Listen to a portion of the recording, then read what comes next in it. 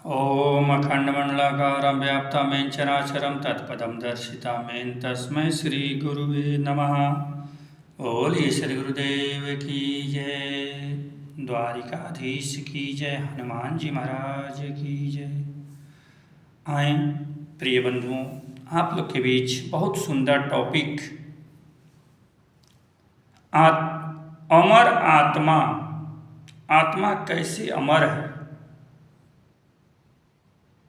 इसी के बारे में आज का सत्संग शुरू होगा। मुख्य टॉपिक अमर आत्मा, जाने कैसे है, समझें इसको। नैनं छिदन्ति शस्त्राणि नैनं दहन्ति पावक न चैव क्लेदयन्ता त्यापो न शोषयति मारुतः। न चैवं क्लेदयन्त्यापो न शोषयति मारुतः। भगवान कृष्ण अर्जुन से कह रहे हैं, हे अर्जुन, इस आत्मा को शस्त्रादि नहीं काट सकते और इसको आग नहीं जला सकती है तथा इसको जल नहीं गीला कर सकता है और न वायु सुखा सकती है। वायु नहीं सुखा सकता है। इस श्लोक का यही अर्थ होगा बंधुओं। अब इसको आगे जाने। भगवान कृष्ण ने इस श्लोक में भारतीय दर्शन का सार तत्व ही निचोड़कर रख दिया है बंधु। जो भी साधक इसे समझ लेगा उसे कुछ भी नहीं करना है, परंतु हम समझना नहीं चाहते, यही दिक्कत है बंधुओं। गुरुजी बता रहे हैं, कह रहे हैं कि आज एक औरत मिलने आई थी जो काफी पढ़ी लिखी थी। वह सुनने लगी। गुरुजी का प्रवचन जो है टीवी पर, सभी टीवी पे भी गुरुजी का आस्था भजन पे, आस्था चैनल पे प्रवचन आता रहता है। वह गुरुजी की प्रवचन भी सुनती थी। बोल रही, कही कि मैं आपकी प्रवचन भी सुनती हूँ। लगभग 20-25 लोगों से दीक्षा ली हूँ। वो औरत बोल रही कि मैं 20-25 लोगों से दीक्षा ली हूँ, फिर आपके यहाँ आई हूँ गुरुजी। मैं ध्यान वगैरह नहीं करती, न कर सकती हूँ। यदि आप कुछ चमत्कार हमारे साथ करें तब मैं विश्वास करूँगी। गुरुजी ने कहा कि रावण चमत्कारी था, कालनेमी मारीच चमत्कारी था, राम सीता तो कुछ चमत्कार किए नहीं किए। फिर जो चमत्कार के चक्कर में पड़ता है वह कहीं न कहीं ठगों के चक्कर में पड़ता है। जो चमत्कार के चक्कर में पड़ता है तो कहीं न कहीं ठगों के चक्कर में पड़कर ठगा जाएगा। अर्जुन भी वही चमत्कार चाहता है। आत्मा की बात कौन सुनना चाहता है? यह अर्जुन अवश्य नहीं सुनेगा। आत्मा का न कोई प्रारंभ है न कोई अंत है। ऐसे सनातन अस्तित्व को ही हम आत्मा कहते हैं। साधारणतः हम शरीर के जन्म मृत्यु को ही आत्मा समझ लेते हैं बंधुओं। शरीर के अंदर विराजमान अस्तित्व का कोई अंत नहीं है। जानिए, जैसे आकाश का न कोई प्रारंभ है और न कोई अंत है, बादलों का ही बनना बिखरना होता है। आकाश का कोई अंत और प्रारंभ नहीं है, बादल ही बनती है बिगड़ती है। बादलों के बनने एवं बिखरने से आकाश पर कोई प्रभाव नहीं पड़ता। पड़ता है? नहीं पड़ता है। शरीर के भीतर का आकाश जो है आत्मा है। हमारे शरीर के भीतर का जो आकाश है वह आत्मा है। तो बाहर का ही आकाश परमात्मा है।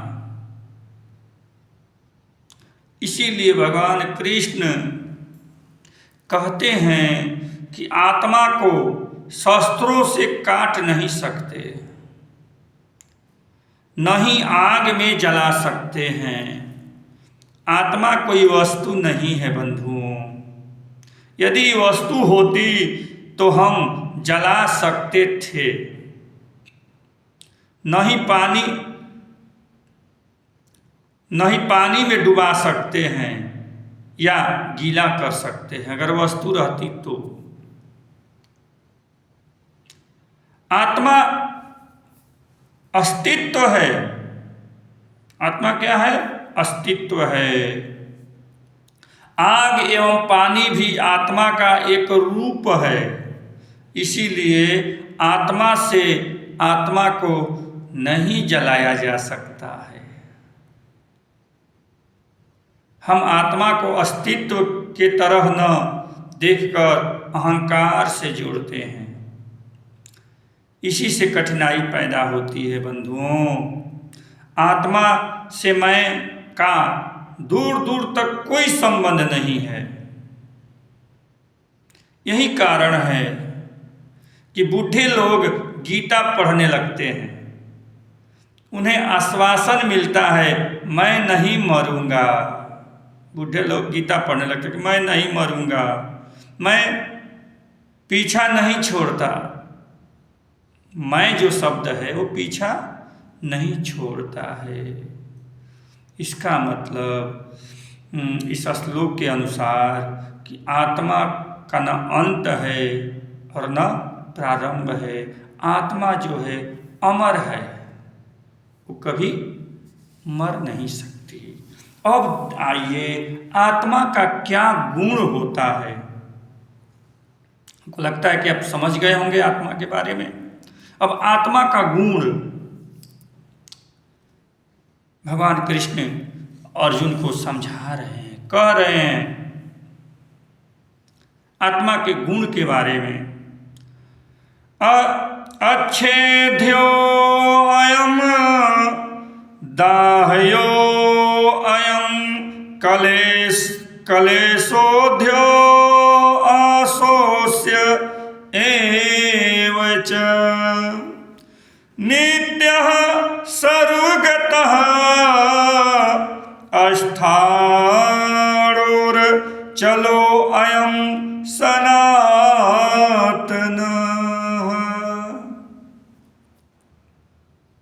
भगवान कृष्ण कहते हैं कि वायु सुखा नहीं सकती, जल गीला नहीं कर सकता है, आग जला नहीं सकती, क्योंकि आ गया 24वां श्लोक का अर्थ, क्योंकि यह आत्मा अच्छेद्य है। यह आत्मा अदाह्य है, अक्लेद्य और अशोष्य है यह आत्मा। तथा यह आत्मा निसंदेह नित्य सर्वव्यापक, अचल, स्थिर रहने वाला और सनातन है। 24वां श्लोक का भगवान कृष्ण कह रहे हैं अर्जुन को। मैंने सुना है एक साधु इस श्लोक को पढ़कर नदी में छलांग लगा गया, डूबने लगा। एक साधुओं ने किसी तरह बचाया, कुछ साधुओं ने उस साधु को बचाया। तब उन्होंने कहा, गीता में ऐसा लिखा है, हम गहन रूप से मैं को, शरीर को आत्मा समझ लेते हैं। बंधुओं, शरीर आत्मा नहीं है। शरीर जो है आत्मा के रहने के लिए घर है, आत्मा नहीं है शरीर। अब जो है शरीर को आत्मा समझ लेते हैं लोग। स्वामी राम भी गंगा में बहने लगे। स्वामी राम एक महात्मा हुए थे, वो भी गंगा में बहने लगे। वे कहते हैं कि देखो राम गंगा में बह रहा है, मैं देख रहा हूं। यहां उनका मैं आत्मा के संबंध में है। निसंदेह आत्मा जो है नित्य है बंधुओं, सर्वव्यापक है, अचल और सनातन है। अर्थात आत्मा का है। हम सनातन का अर्थ देवी देवता एवं कर्मकांड से ले लेते हैं। सनातन का अर्थ देवी देवता कर्मकांड से ले लेते हैं बंधुओं। आत्मा कर्म नहीं करती है, आत्मा कर्म नहीं करती है। फिर यह सारी यात्रा, जन्म लेना, शरीर छोड़ना, नया वस्त्र ग्रहण करना, आत्मा की उपस्थिति में ही होती है। ये जान जाइए, आत्मा जब रहेगा तभी ये होगा। आत्मा की उपस्थिति में होती है, होता है। जैसे इस वायुमंडल में हाइड्रोजन ऑक्सीजन है, इस वायुमंडल में ऑक्सीजन और हाइड्रोजन है, परंतु बिना विद्युत के उपस्थिति में पानी नहीं बनता। हालांकि विद्युत कुछ भी नहीं करता है, करेगा नहीं करता है। दूसरा उदाहरण लें, बिना राष्ट्रपति के शासन नहीं चलता। बिना राष्ट्रपति के शासन चलता है? नहीं चलता है। हालांकि शासन में राष्ट्रपति की कोई भूमिका नहीं है, स्वतंत्रता दोहरी है, अच्छा करने की, बुरा करने की भी। ये जान जाइए। आत्मा की लीला आए, 25वां श्लोक है आत्मा की लीला। अव्यक्तो अयम चिंतयो अयम विकार्यो अयम मुच्यते तस्मादेवं विदित्वैनं नानुशोचि तुम हर्षि। भगवान कृष्ण आत्मा के बारे में कह रहे हैं कि यह आत्मा अव्यक्त है, इसको व्यक्त नहीं कर सकते हो, अव्यक्त है। यह आत्मा अचिंत्य है और यह आत्मा विकार रहित कहा जाता है। इससे हे अर्जुन, इस आत्मा को उपर्युक्त प्रकार से जानकर तू शोक करने योग्य नहीं है। अर्थात तुझे शोक करना उचित नहीं है। भगवान कृष्ण कहते हैं आत्मा मन का विषय नहीं है बंधुओं। दार्शनिक मन के विचार करता है। दार्शनिक कैसे विचार करता है? मन से विचार करता है। मन ही बाधा है। मन के गिरते ही आत्मा उपस्थित है। अगर आप कोई कृत्य करते हैं तो यह स्पष्ट है कि आपकी कामना पूरी नहीं है। कृत्य सिर्फ कामना को पूरा करते हैं। कृत्य मतलब कर्म, कामना को पूरा करते हैं। अगर कामना पूरी है तो कृत्य जो है तत्काल हो जाता है। अगर आप पूरे भाव से कामना करें कि परमात्मा को जानूं तो आप तत्काल जान लेंगे। आपके भीतर मन ही पूरा नहीं कहता है। मन ही पूरा नहीं कहता है। आत्मा है भी नहीं, कुछ पता नहीं। आत्मा है कि नहीं कुछ पता नहीं। कामना पूरी नहीं। कामना पूरी नहीं पूरी। आत्मा के लिए कृत्य करने की जरूरत नहीं है। आत्मा के लिए कामना करना ही पर्याप्त कृत्य है।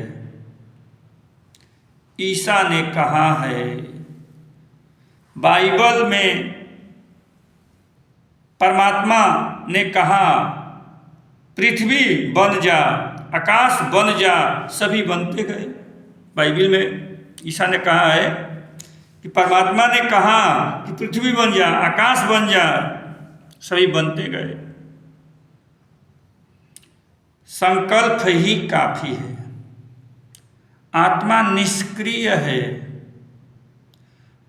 उसका संकल्प ही एकाग्रता, सक्रियता है। संकल्प से ही हम जगत में आते हैं बंधुओं। जाते हैं, आते हैं, जाते हैं।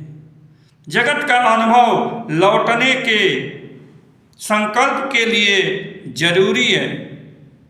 संसार एक परीक्षण है। संसार एक परीक्षण है स्वयं को खोने का। भगवान कृष्ण इसे लीला कहते हैं। अपने से ही अपने छिपने की,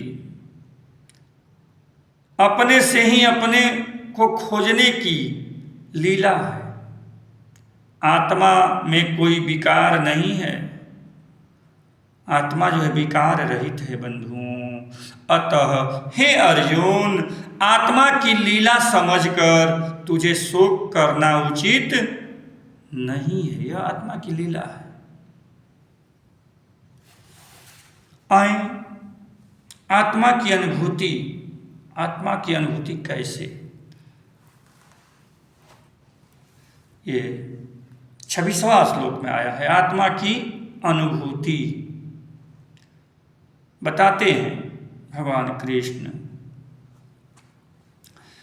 कि अथ चैनम नित्यजातम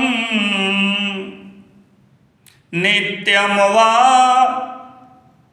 मान्यसे मृतम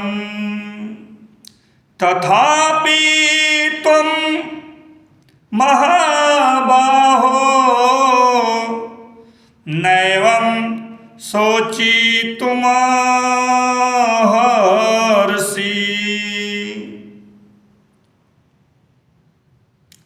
शोक करना उचित नहीं है। और भगवान कृष्ण कहते हैं कि और यदि तू इसको सदा जन्मे और सदा मरने वाले अगर माने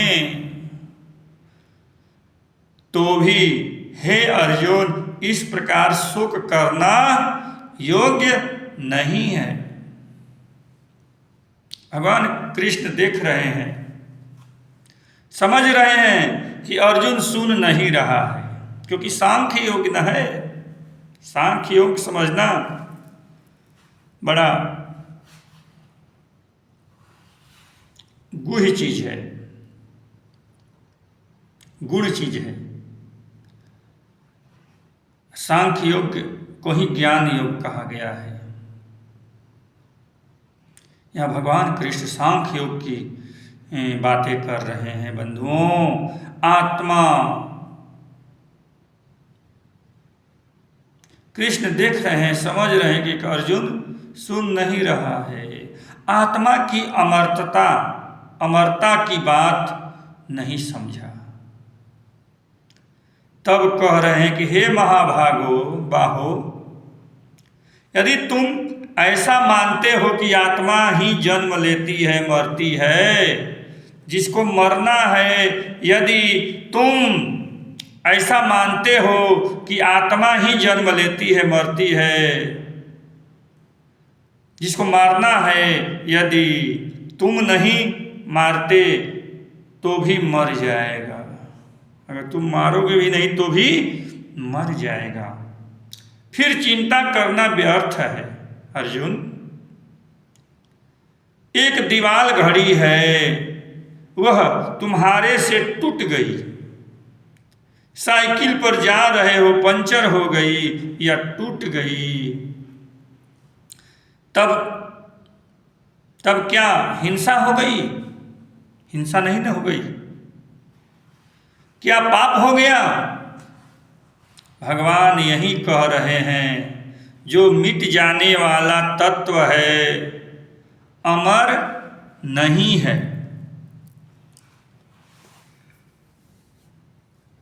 वे मिट जाते हैं, तब चिंता क्या?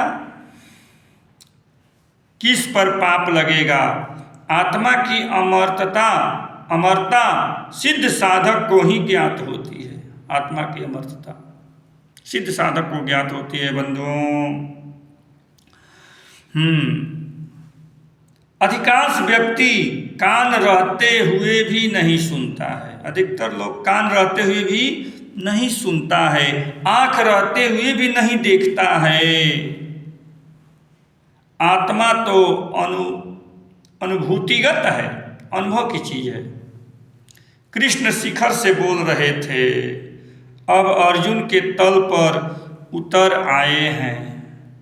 उन्हें अर्जुन के अनुसार बोलना पड़ रहा है बंधुओं, अर्जुन के अनुसार बोलना पड़ रहा है। समय के सद्गुरु को शिष्यों से ऐसी ही निराशा हाथ लगती है, जबकि तांत्रिक मांत्रिक के तरफ अनंत भीड़ होती है। तांत्रिक मांत्रिक, ओझा सुखा, ज्योतिषी, इनके पास असंख्य भीड़ होती है। उनके यहाँ नासमझ शिष्यों की भी संभावना नजर आती है। तो आत्मा अनुभव की चीज है, परमात्मा अनुभव का चीज है।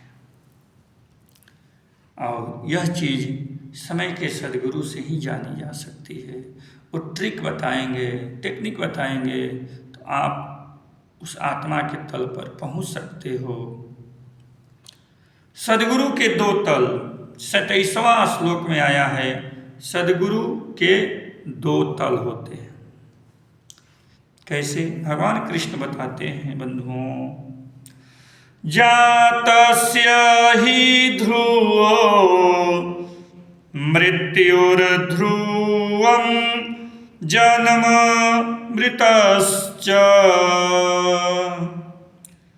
तस्माद् परिहार्ये अर्थे न त्वं शोचितुमर्हसि।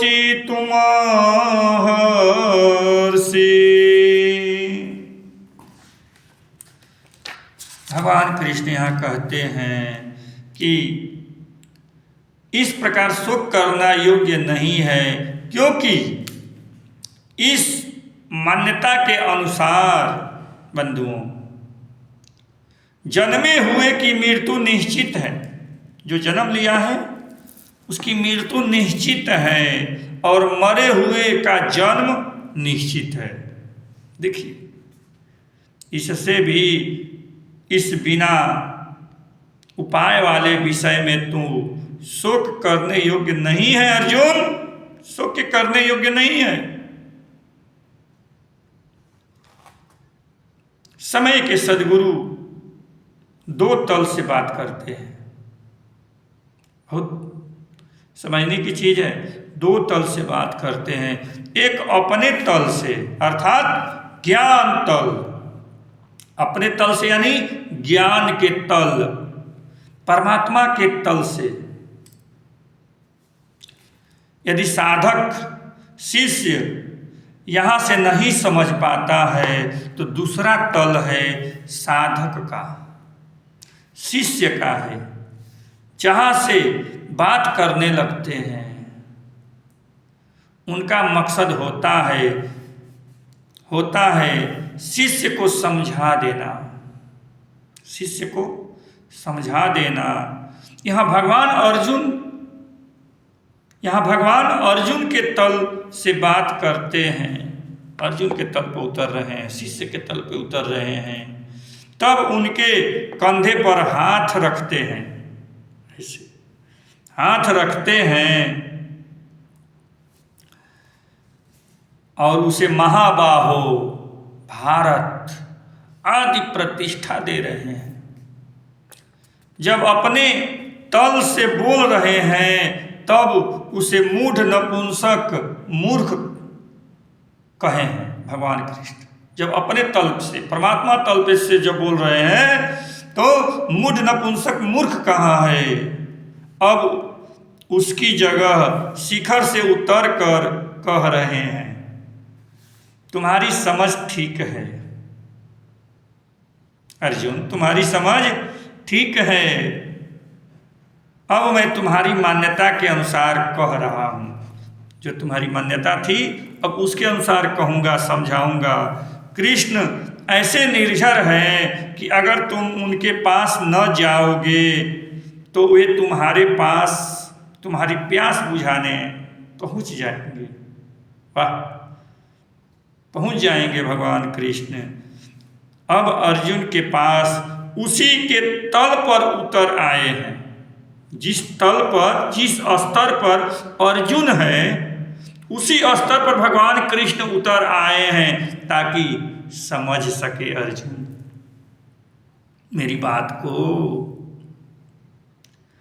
अर्जुन अनुभव की भाषा नहीं समझ पाते, तब वे उन्हें तर्क दलील के माध्यम से समझा रहे हैं।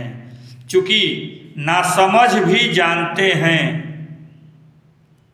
है ना, नासमझ भी जानते हैं जब तू जन्म लिया है तब मरेगा। नासमझ लोग भी जानते हैं ना कि जब हम जन्म लिए हैं तो मरेंगे। नासमझ लोग भी जानते हैं यदि मरा है तो जन्म भी निश्चित ही लेगा। सृष्टि का जन्म मृत्यु का चक्र सदैव चलता रहता है बंधुओं। जो इस सृष्टि के चक्र को समझ लेता है उसे भी शोक नहीं करना चाहिए। संसार का ही अर्थ है परिवर्तन, संसार का अर्थ है परिवर्तन बंधुओं। तो यह रहा आपके बीच सदगुरु के दो तल होते हैं, एक परमात्मा तल और एक शिष्य का तल। जिस स्तर पर शिष्य रहता है उस स्तर पर गुरु को उतरना पड़ता है, तब वह शिष्य जो है समझ पाता है बात को। अब आए 28वां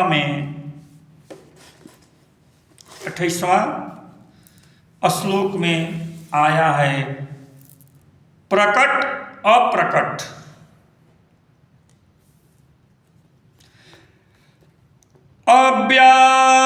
अव्यक्तादीनि भूतानि अव्यक्त मध्यानि भारत अव्यक्त निधनान्येव तत्र वा परिदेवना। हे अर्जुन, संपूर्ण प्राणी जन्म से लेकर अप्रकट थे, जन्म से पहले अप्रकट थे संपूर्ण प्राणी, और मरने के बाद भी अप्रगट हो जाने वाले हैं। केवल बीच में ही में प्रकट है। जन्म से पहले अप्रकट और मरने के बाद अप्रकट, बीच में ही प्रकट ही है, प्रकट है। फिर ऐसी स्थिति में क्या सुख करना है तुम्हें? क्या सुख करना है? सही बात कह रहे हैं भगवान। जब साधक साधना करते करते शास्त्र को भूल जाते हैं, अपने मूल स्रोत से जुड़ जाते हैं, तब वे मौन हो जाते हैं बंधु। यदि कहीं आवश्यकता बस बोलते हैं तब वे नहीं बोलते हैं। आवश्यकता बस बोलना भी पड़े तो वे नहीं बोलते हैं। अब श्रोता बोलता है। क्या बोलता है? स्रोत। स्रोत यानी जहां से कनेक्शन है, श्रोता नहीं, स्रोत। अब स्रोत बोलता है, तब उसे ज्ञानी जी कहते हैं। उसके सामने शास्त्र वेद जो है फीके पड़ जाते हैं। ज्ञानी अनुभूति के तल पर जीता है बंधुओं। ज्ञानी जो होता है अनुभूति के तल पर जीता है। विद्वान जो होता है तर्क शास्त्र के तल पर जीता है। अंतर यही है। ज्ञानी जो होता है अनुभूति के तल पर जीता है, और विद्वान जो है तर्क देगा, शास्त्र का तर्क देगा। तर्क और शास्त्र के तल पर जीता है विद्वान। ज्ञानी के पास अनुभव है बंधुओं, अभिव्यक्ति नहीं होती। अनुभव है, अभिव्यक्ति नहीं होती।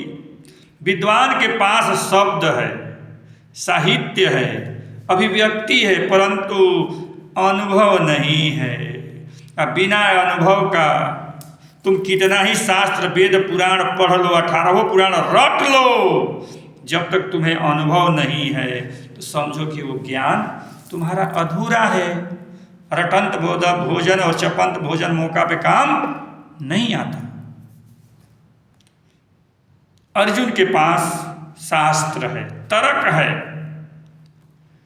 भगवान कृष्ण के पास दोनों हैं, अनुभव भी है और तर्क और कृष्ण शास्त्र भी है। अर्जुन के पास शास्त्र है, तर्क है, भगवान कृष्ण के पास दोनों है।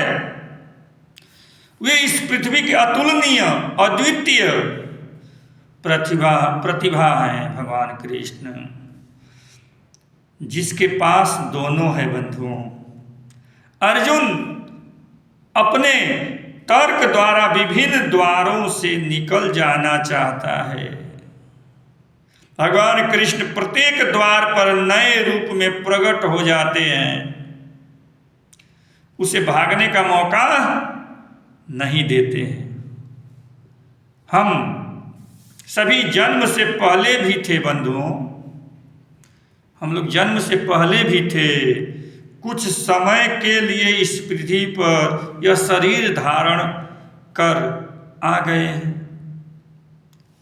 फिर जैसे ही यह शरीर जीर्ण शीर्ण होकर छूटेगा, हम बिना शरीर के रहेंगे। समझ में आया? हम अर्थात आत्मा शाश्वत है, सनातन है। बीच बीच में हमें शरीर धारण करना इसलिए पड़ता है कि सद्गुरु शरण में जाकर हम इस शरीर के अनित्यता को, आत्मा के नित्यता को जान ले, फिर मुक्त हो जाएं, अपने पराये से आनंद में रहें। ऐसा बोध होते ही शोक चला जाता है। अर्जुन को वही कह रहे हैं कि ऐसी स्थिति में भी शोक की जरूरत नहीं है, तू नाहक परेशान है अर्जुन। बस बंधुओं, आज इतना ही। प्रतिदिन श्रीमद् भागवत गीता गीता ज्ञान मंदाकिनी से आप सबको चिंतन मनन करने के बाद आप सबको प्रस्तुत करता हूँ यह सत्संग। धन्यवाद। बोलिए सद्गुरुदेव स्वामी कृष्णानंद जी महाराज की जय। सभी श्रोतागण की जय। सत्य सनातन धर्म की जय। आत्मा परमात्मा की जय। हर हर महादेव।